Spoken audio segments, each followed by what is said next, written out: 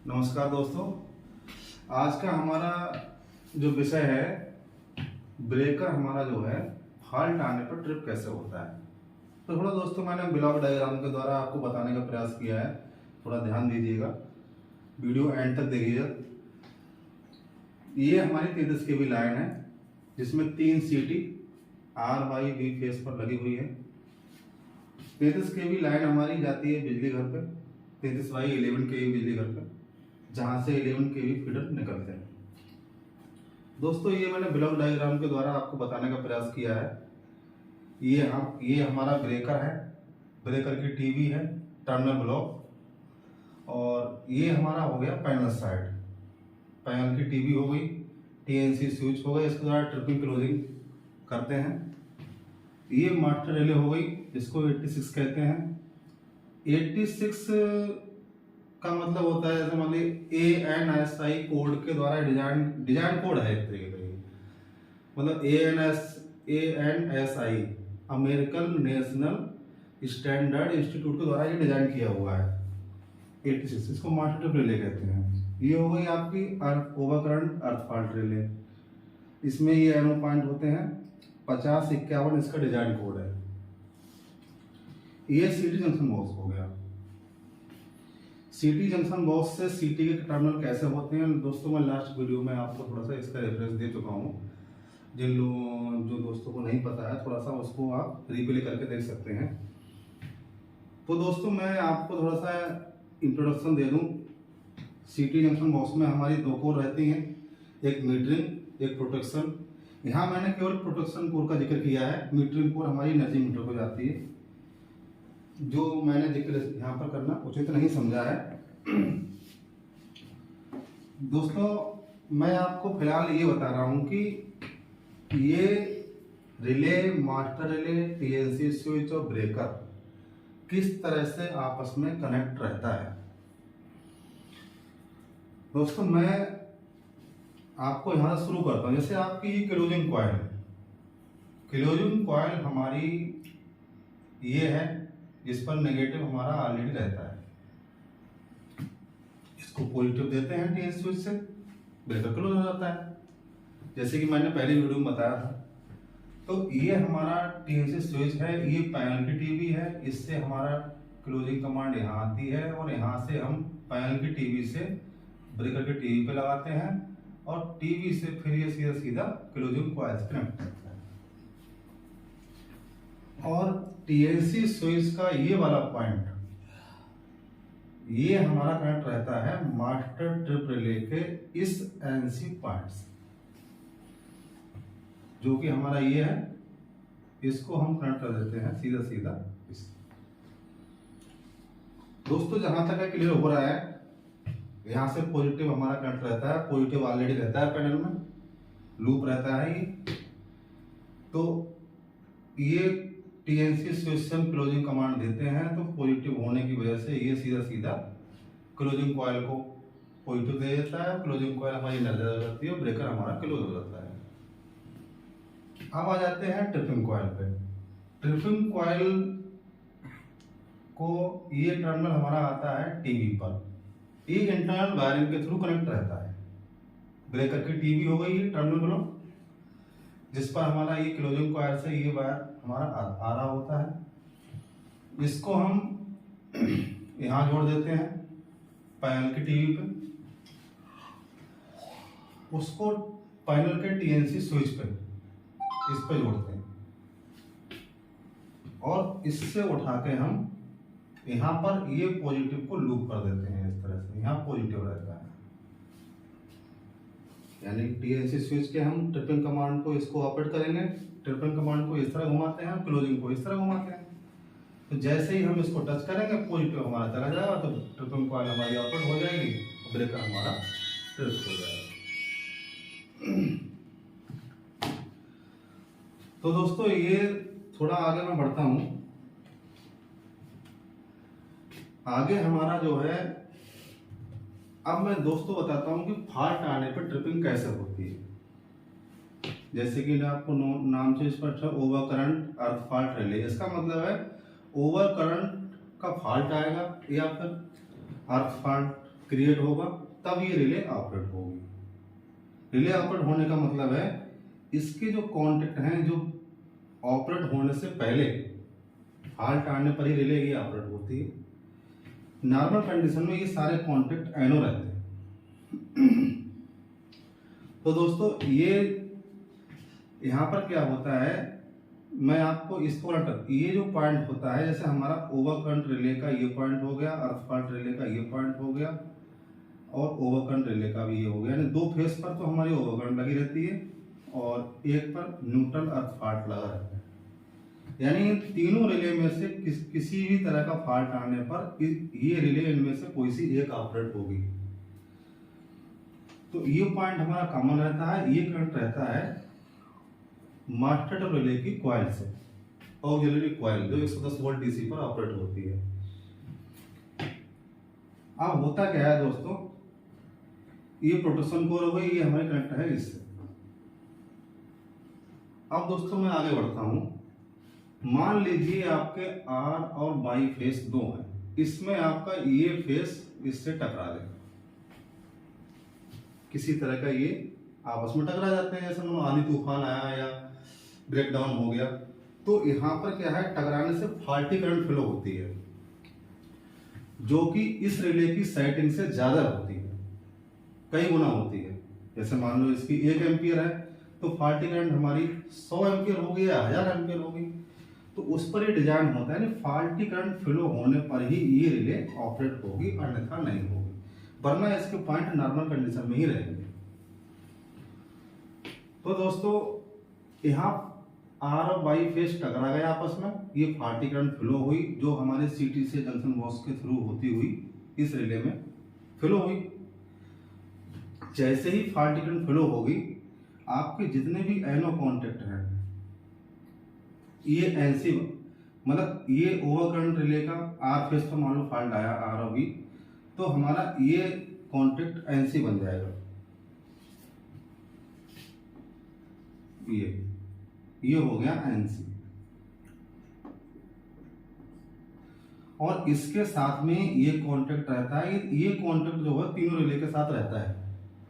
मैंने आपको 16 एक ही बता दिया है, लेकिन ये तीनों रिले के साथ रहता है। जैसे ये कॉन्टेक्ट, ये वाला कॉन्टेक्ट और ये कॉन्टेक्ट एक साथ ऑन होगा।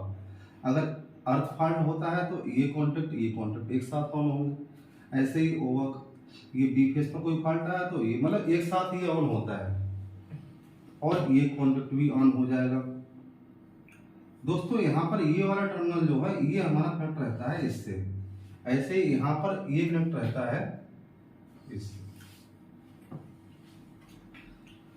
तो दोस्तों जैसे ही हमारा ये ओवर करंट बना यहाँ पर फॉल्ट, ये रिले कॉन्टेक्ट ऑन हो गया, ये पॉजिटिव यहाँ से होता हुआ इस मास्टर ट्रिप रिले की ऑक्सिलरी कॉइल को एनर्जाइज कर देगा और इसका प्लंजर जो है ऑपरेट हो जाएगा, यानी मूवमेंट होगा। उसमें मूवमेंट जैसे ही होगा, ये कॉन्टेक्ट हमारे जो एनो है वो एनसी बन जाएंगे और एनसी वाला एनो बन जाएगा। यानी मैं अभी आपको ऐसे बता दे रहा हूँ कि इस तरह की पोजीशन हो जाएगी फॉल्ट आने पर। यानी ये कॉन्टेक्ट आपका हो गया एनो और ये हो जाएंगे आपके एनसी। दोस्तों मैं थोड़ा बता दूं आपके लिए, ये वाला पॉइंट जो है ये ऑलरेडी कनेक्ट रहता है ट्रिपिंग कॉइल से, यानी रिमोट ट्रिपिंग और प्रोटेक्शन ट्रिपिंग एक ही पॉइंट पर लगी रहती है। ब्रेकर को चाहे हम टीएनसी स्विच से ट्रिप करें, चाहे फॉल्टी कमांड आने पर ट्रिप करें, कॉमन रहता है। तो दोस्तों ये मास्टर रिले को कमांड दी, हमारी यहाँ से कमांड मिली, इसकी कॉइल एनर्जाइज हुई, इसकी वजह से ये पॉइंट एनसी बना और एनसी बनते ही पॉजिटिव एक्सटेंड हो गया और ट्रिपिंग कॉइल को एनर्जाइज कर दिया और ब्रेकर हमारा ट्रिप हो गया। तो दोस्तों ये मैंने आपको फॉल्टी कंडीशन में बताया है। अब क्या करते हैं हम, जैसे ही मास्टर ट्रिप रिले ऑपरेट होती है, हमारा इंडिकेशन अलार्म सर्किट ऑन हो जाएगा, फ्लैग आ जाएंगे उस पर। जैसे आपने देखा हो पैनल पर एक अनाउंसर पैनल लगा रहता है, उस पर लिखा रहता है ओवर करंट, अर्थ फॉल्ट, इस तरह का, तो वो आपका ये ऑन हो जाएगा।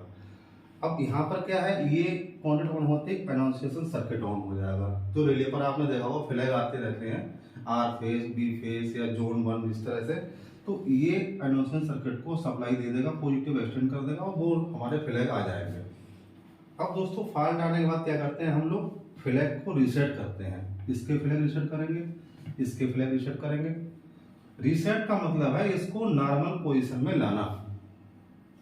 जैसे ही आप इसके फ्लैग रीसेट करेंगे दबा के, ये कॉन्टेक्ट अपने मूलभूत पोजीशन में आ जाएंगे। यानी पहले आपके इस तरह के कॉन्टेक्ट थे जो मैंने बताए थे आपको, ये एनसी था, ये एनओ था,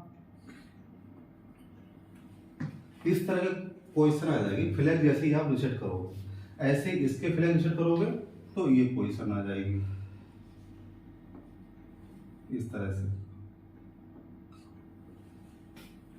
फ्लैग रीसेट करते ही आपकी ये पोजीशन क्रिएट हो जाएगी।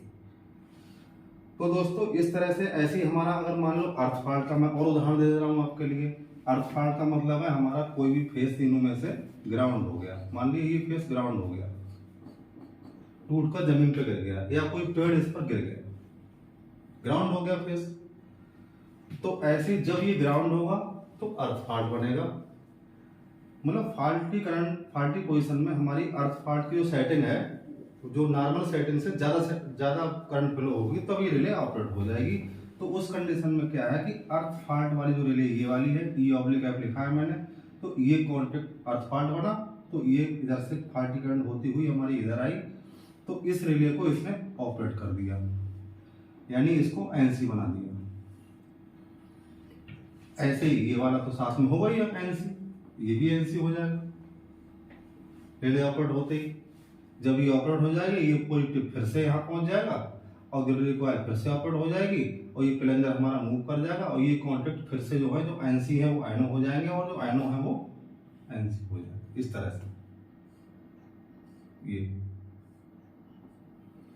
अब दोस्तों जैसे ही हमारी ये अर्थ फॉल्ट बना, पॉजिटिव हमारा यहाँ से सीधे एनर्जाइज किया इसने ऑक्सिलरी कॉइल को, और ऑक्सिलरी कॉइल जैसे ही एनर्जाइज हुई, प्लंजर ऑपरेट हुआ, ये कॉन्टेक्ट एनसी बना, ये ट्रिपिंग कॉइल से ऑलरेडी कनेक्टेड है, तो हमारी ट्रिपिंग कॉइल एनर्जाइज हुई और ब्रेकर हमारा ट्रिप हो गया। तो दोस्तों ये फिनोमेना होती है हमारे फॉल्ट आने में। दोस्तों ये कुल मिला के बात ये है कि मास्टर ट्रिप रिले का जो काम है, किसी भी, जैसे ये ओवरकरंट अर्थ फॉल्ट रिले हो गई, इस तरह की और भी रिले हमारी पिक्चर में रहती है पैनल पर, आपने देखा होगा कई रिले। तो सारी रिले का कनेक्शन, सारी रिले से कमांड यहाँ पर कलेक्ट होती है, यानी किसी भी रिले के ऑपरेट करने पर सीधी कमांड मास्टर ट्रिप रिले में जाएगी पहले। दोस्तों मैं आपको थोड़ा सा ये बता दूं कि मास्टर ट्रिप रिले की आवश्यकता क्यों पड़ी आखिर। अब आप सोचते होंगे कि यहाँ से मैं सीधी कमांड ब्रेकर को दे दूं तो क्या होगा। दोस्तों अगर इस रिले को ना लगाएं, यहाँ से मैं इस पॉजिटिव को सीधा सीधा ट्रिपिंग कॉइल से जोड़ दूं, तो इसके लिए मुझे क्या करना पड़ेगा कि तीनों तरह के ओवरकरंट फॉल्ट पर, अर्थ फॉल्ट पे या बी फेस के ओवरकरंट पे हमें तीनों के लिए अलग अलग केबल बिछाना पड़ेगा ब्रेकर तक, जो कि ज्यादा कॉस्टली होगा। अब यहाँ पर क्या हो रहा है, मास्टर रिले लगाने पर हमारे केबल की बचत हो जा रही है, सारी कमांड हमारी इस पे आ रही है, मास्टर एक ही वायर से हमारा काम चल रहा है।